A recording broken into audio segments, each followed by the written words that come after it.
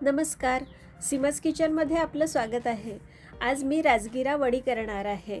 फक्त 15 मिनिटात ही वडी बनवून तयार होते आणि चवीला तर इतकी जबरदस्त झालेली आहे की लहानांपासून मोठ्यांपर्यंत सगळ्यांनाच नक्कीच आवडेल। जिभेवर ठेवताच विरघळेल इतकी ही मस्त खुसखुशीत झालेली आहे। या वड्या करण्यासाठी गॅसवर कढई गरम करण्यासाठी ठेवली आहे। यात 1 वाटी शेंगदाणे घालून घेतले आहेत। हे शेंगदाणे सोनेरी रंग येईपर्यंत छान भाजून घ्यायचे आहेत। आपण ही राजगिरा वडी करतो आहे, पण ह्यात शेंगदाण्याचा कूट घातल्यामुळे याचं टेक्स्चर आणि चव दोन्ही खूप छान येतं। सोनेरी रंगावर शेंगदाणे भाजून झाले आहेत, हे काढून घेऊया। याच कढईत अर्धी वाटी साजूक तूप घालून घेऊया आणि 1 वाटी राजगिऱ्याचं पीठ घेतलं आहे। आता हे आपल्याला भाजून घ्यायचं आहे। हे मी बाजारातून आणलेलं पीठ वापरलेलं आहे, तुम्ही घरी केलेलं पीठ सुद्धा वापरू शकता। आता हे पीठ मला थोडं कमी वाटतं आहे, त्यामुळे ह्यात मी आणखी 1 वाटी राजगिरा पीठ आणि अर्धी वाटी साजूक तूप असं घालून घेते आहे। सगळं मिळून 2 वाट्या राजगिऱ्याचं पीठ आणि 1 वाटी साजूक तूप असं आपण घेतलं आहे। आता हे राजगिऱ्याचं पीठ हलका सोनेरी रंग येईपर्यंत भाजून घ्यायचं आहे। सध्या आपल्याला हे पीठ जरी कोरडं वाटत असलं तरी जसं जसं हे पीठ भाजून होईल तसतसं ह्याला तूप सुटायला लागेल। या वड्या आपण एकदाच बनवून ठेवू शकतो। 10-15 दिवस ह्या अगदी आरामात टिकतात। शिवाय ह्या पौष्टिक असल्यामुळे मुलांना देण्यासाठी सुद्धा उत्तम पर्याय आहे। जसं जसं हे पीठ भाजून होतं आहे तसतसं ह्याला तूप सुटायला लागलेलं आहे। हे पीठ भाजायला मला जवळपास 7-8 मिनिट लागले आहेत। पीठ व्यवस्थित भाजून झालेलं आहे। आता ह्यात आपण जे शेंगदाणे भाजून ठेवलेले होते ना, त्याचा मी कूट करून घेतला आहे।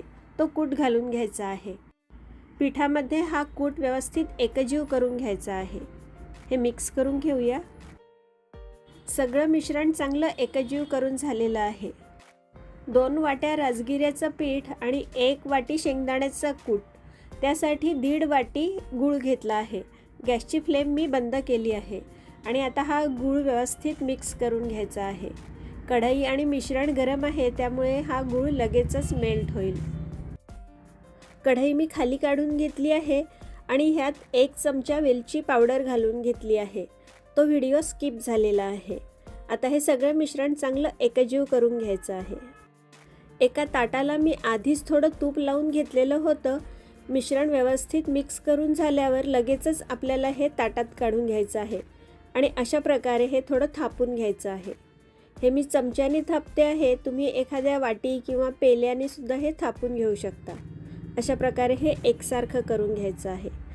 यावर मी थोडे पिस्त्याचे काप घालून घेतले आहेत आणि आता आपल्याला हव्या त्या आकाराच्या ह्याच्या वड्या कापून घ्यायच्या आहेत। म्हणजे याला फक्त अशा प्रकारे मार्किंग करून घ्यायचं आहे। वड्या जर गार झाल्या तर ह्या आपल्याला कापता येणार नाहीत, म्हणून हे आधीच करून घ्यायचं आहे।